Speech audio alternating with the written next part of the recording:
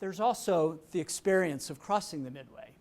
And I love this before and after, because here it's this narrow sidewalk, there's traffic coming by, and then it's just it just kind of drops off into the grass. And what we were able to implement over a series of a couple of years was this Midway Crossings project, which the intention was to completely change the experience of crossing so that you feel safe, it's well lit. It's actually, it could feel like an event.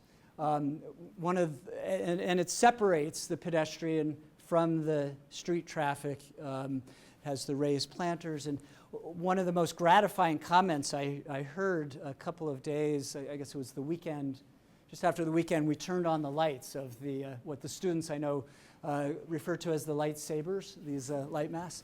And one of the folks in my office came in and said that she had been getting her hair cut at a salon down at near where she lives at like 75th and Cottage Grove.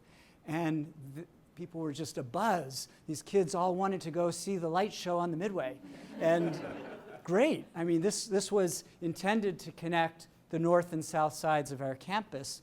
It also is connecting Woodlawn and Hyde Park. And really, I mean, after all, the Midway is not the University of Chicago campus. It's part of the park system here. And so it's wonderful if we can engage outwardly at this scale to really impact our surrounding communities as well, and connect them.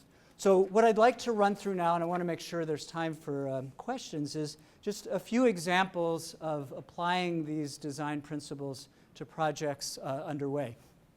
This is a map that we update monthly that shows by color code projects that are in planning, design, under construction, or recently completed. And I included the map not only to orient to some of the projects I'm going to show you, but also to give an indication of the breadth, both geographic and programmatic, of the capital program that we're in the midst of now. So one example, this is a rendering, and I know the facade is actually nearly complete, so you can experience it across from the Mansueto Library, is the William Eckert Research Center. So, excuse me, this is a building that will house our first program in engineering, the Institute for Molecular Engineering, as well as astronomers and astrophysicists and the Physical Sciences Division. It's a building that we actually dug as deep below grade as we did for Mansueto, not to store 3.5 million volumes, but to go to where the vibration can be best managed for these high-performance laboratories. So optics and imaging and clean rooms are all below ground. I talked about trying to change Ellis Avenue, the perception of feeling like it's a dividing line and that you're at the backs of buildings. The entire ground floor of this building is glass, and there's a cafe that'll be right here. So what better to bring people together than food, visibly, from the street.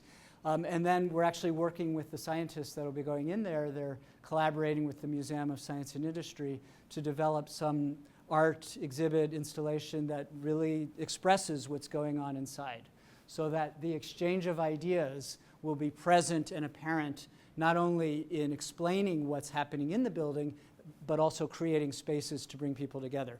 And speaking of explaining what's going on in the building, so the artist that we worked with on the Midway Crossings project, Jamie Carpenter is his name, his work is all about light and glass, mostly.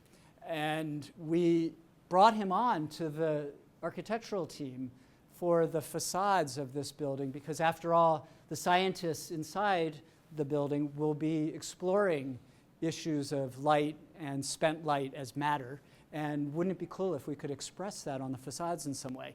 So the facades are these, it's a serrated facade. These are angled glass with projecting ribbed glass fins that are all about refracting and reflecting and channeling light to deep within.